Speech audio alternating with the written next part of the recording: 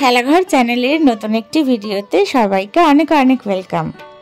আশা করি সবাই ভালো আছেন। শুরু করছি আজকের নতুন একটা দিন। আজকে সকালটা জানেন সত্যিই অন্যরকম। অনেক বছর ধরে যেটা আশা করেছিলাম যে তারাপীঠে যাব, তারা মায়ের কাছে পুজো দেব, আজকেই সেই দিনটা। কালকে যেভাবে এসছি এতটা রাত হয়ে গেছে, আসতে মনে হচ্ছিল আসতে পারবো কি পারবো না। যাই হোক, মায়ের ডাকে আলটিমেটলি এসছি। আর সোনার বাংলা হোটেলটাতে তো এইবার প্রথম রয়েছি। খুব সুন্দর হোটেলটা এবং এখানকার সার্ভিসও ভীষণ ভালো। খাবার দাবার রাত্রে খেয়েছিলাম, যে সবকটা খাবারের টেস্ট খুব ভালো ছিল। তো আমরা স্নান টান সেরে নিয়ে এখন উঠে পড়েছি এখানে টোটোতে। তো একটাই টোটো নেওয়া হয়েছে, সবাই মিলে মোটামুটি একটাতেই হয়ে যাবে। এখান থেকে এই 10-15 মিনিটের মতন রাস্তা মন্দির পর্যন্ত।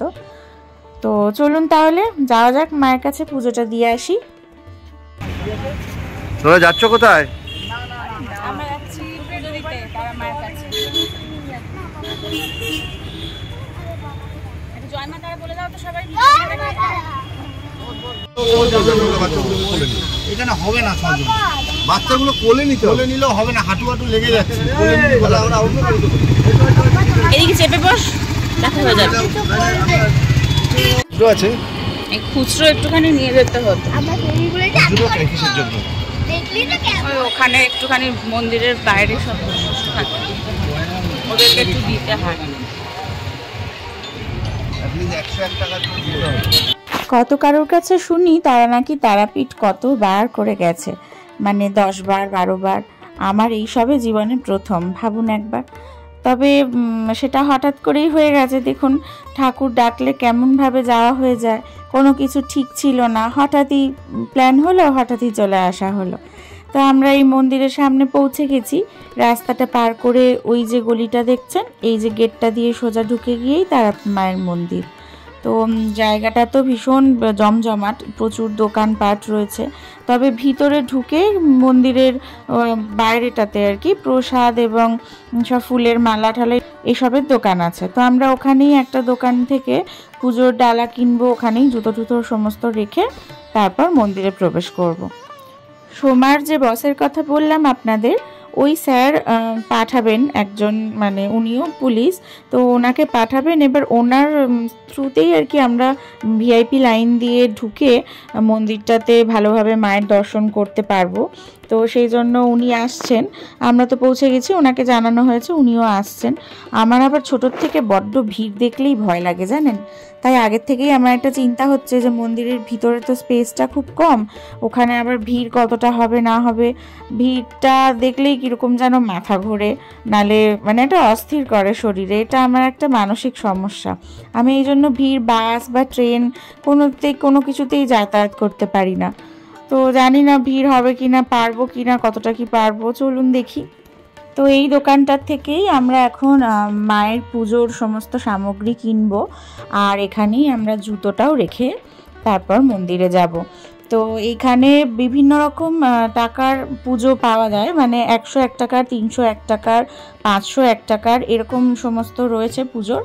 এবং আমরা 501 টাকার পুজোটাই নিলাম একটা। তো পেঁড়া রয়েছে এখানে যেগুলো, সেগুলোও বিভিন্ন রকম টাকার, মানে এক একটা 10 টাকা পিস, কোনোটা 15 টাকা পিস, এরকম রয়েছে। তো আমরা মোটামুটি একটা টাকার মধ্যে দেখে কতগুলো পেঁড়া দিয়ে এবং মাকে একটা কাপড়টা আমি অবশ্য এখান থেকেই কিনে নিয়ে গেছিলাম। তো সেই সময়টাও ওখান থেকেও আর একটা কাপড় নিয়েছিলাম, মানে ওই 501 টাকার ডালায় অলরেডি কাপড়টা দেওয়াই থাকবে।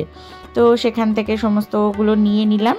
আমরা এখন মন্দিরে যাচ্ছি। আর কি ভিড় দেখুন, আমার তো এই ভিড় দেখেই টেনশন হচ্ছে। তার মধ্যে রিভু রয়েছে, শ্রীহান রয়েছে, দুজনেই খুব ছোট। যদিও আমরা ভিআইপি লাইন দিয়ে ঢুকবো, কিন্তু তার সত্ত্বেও আজকে অমাবস্যা এবং শনিবার, সেজন্য মন্দিরে ভীষণ ভিড়, আর ভিআইপি লাইনেও প্রচণ্ড ভিড়। তো আমার তো ভয় লাগছে, জানি না মা আমাকে দর্শন দেবেন কি না। চলুন দেখা যাক। মন্দিরের গর্ভগৃহের একদম সামনে এসে দাঁড়িয়ে রয়েছি আমরা। আমাদের সামনে কিছু লাইন রয়েছে, তো আমরা দাঁড়িয়ে আছি আর ওয়েট করছি ওই দাদার জন্য, যিনি আসবেন। আমাদের যে ড্রাইভার দাদা আমাদের নিয়ে গেছেন, ওই দাদাও এসছেন পুজো দিতে আমাদের সঙ্গেই, উনিও দাঁড়িয়েছেন। তো আমরা তো যত সামনে আসছি তত যেন কীরকম লাগছে। মানে আমি শুনেছি তারা মায়ের মন্দিরে গিয়ে যখন মাকে দর্শন করে তখন নাকি একটা মানে কীরকম একটা অদ্ভুত ফিলিংস হয়। তো আমারও সেই ফিলিংসটাই হচ্ছে, যেন মনে হচ্ছে আমি এক নম্বর তো মনে হচ্ছে আমি দেখতে পাবো কি না, দর্শন করতে পারবো কি না এই ভিড়ের মধ্যে, আবার মনে হচ্ছে যে মাকে ছুঁয়ে মাকে স্পর্শ করে মানে পুজো দেবো, যে সেটা একটা কীরকম অদ্ভুত ফিলিংস হচ্ছে। যদিও এখানে এসে শুনলাম মাকে নাকি আজকের দিনের জন্য স্পর্শ করা যাচ্ছে না, মানে এত ভিড়, এবার একজন চাইলে সবাইকেই স্পর্শ করতে দিতে হবে, তো সেজন্য এখন নাকি সেটা বারণ রয়েছে। তো যাই হোক, আমরা আপাতত ভালো করে প্রণাম করে আসি।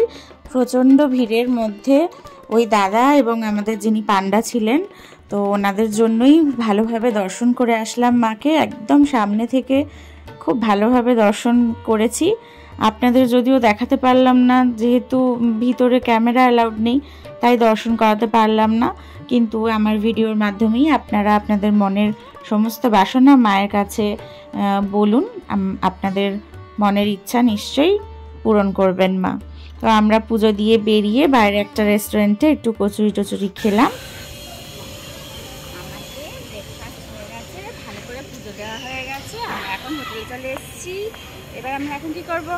এখন আমরা সুইমিং পুলে যাব। দেখি না সুইমিং পুলটা। প্রচণ্ড রোদ গরম আজকে, মানে কদিন ধরেই গরম তো প্রচণ্ড পড়েছে, এখানেও বিভৎস গরম রয়েছে। তো এত রোদ গরমের মধ্যে এইমাত্র পুজো দিয়ে এসে একটু জাস্ট রেস্ট নিয়ে আমরা এখন এসেছি সুইমিং পুলে। রিভু তো সাঁতার কাটতে পারে না, ওকে সাঁতারে ভর্তি করেছিলাম, কিন্তু ক্লোরিন ওয়াটারের ওর যেহেতু চোখে পাওয়ার আছে, তো ওর একটু চোখে সমস্যা হয়েছিল, তাই আর সাঁতার কাটতে পারেনিও। তো যাই হোক, ওই জন্য ও বাড়ির থেকেই ওই টিউবটাকে নিয়ে এসেছে, ওইটা দিয়েই ও সাঁতার কাটছে। তো চলুন আজকের ভিডিওটা তাহলে এখানে শেষ করছি। আমরা সুইমিং পুলে একটুখানি এনজয় করে নিই, আর একটু ঠান্ডা হয়ে নিই স্নান টান করে, তারপরে আপনাদের সঙ্গে আবার দেখা হচ্ছে। ভিডিওটা কেমন লাগলো অবশ্যই জানাবেন। নতুন একটা ভিডিও নিয়ে খুব তাড়াতাড়ি আসছি। সবাই খুব ভালো থাকবেন এবং সুস্থ থাকবেন, আর আমাদের চ্যানেলটাকে এভাবেই একটু একটু একটু করে বড় করে তুলবেন। আপনাদের ভালোবাসাটাই আমাদের কাম্য। তো চলুন তাহলে, টাটা আজকের মতন, বাই।